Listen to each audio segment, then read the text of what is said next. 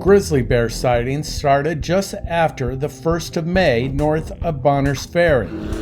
Ranchers all along Idaho Highway 1 reported disturbances.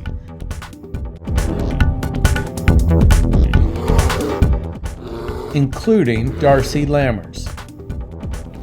And Olivia, my youngest, come run into the house and says, "Mom, Dad, I can't find the lambs." The lambs were in this pen here. She said there's wool and blood everywhere. So we walked over here and began to investigate, and we found right on the other side of the fence here, we found entrails and wool, and that's all we could find. And just up the road a few miles, Chris Smith also lost a couple of sheep. I went out the next day to take care of chores, and there were dead animals in the pen. So it was assess the situation and called the authorities. And that's where the problem started. The grizzly bear is on the endangered species list, and the red tape ranchers must go through to protect themselves and to address livestock losses is complicated. So I think what we need to do is we just need to hear the stories, we need to talk amongst ourselves, and we need to kind of come up with a game plan. Boundary County Farm Bureau President John Kellogg heard the calls from ranchers. He set up a grizzly bear tour with state and federal authorities to address the frustration.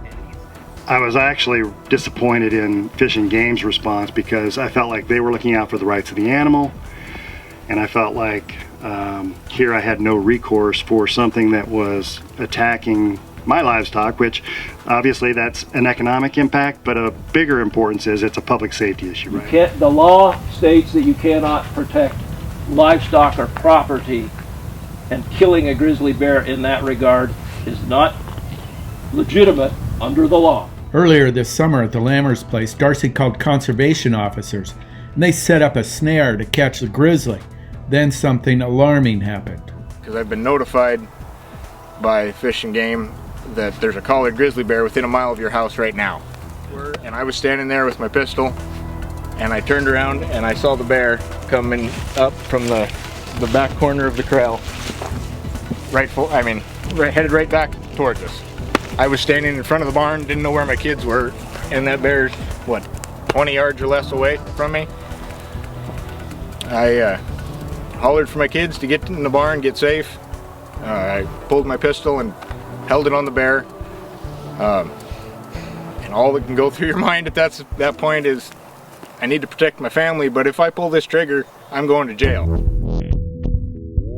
That bear was snared in a trap, but it took U.S. Fish and Wildlife more than 13 hours to get the bear relocated and killed.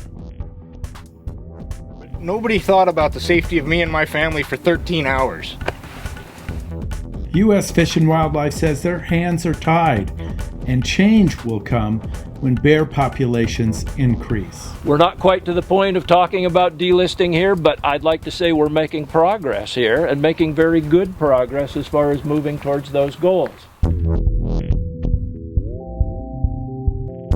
Boundary County's Highway 1 corridor will continue to see clashes between grizzly bears and ranchers, but the ranchers and federal managers are talking and working together.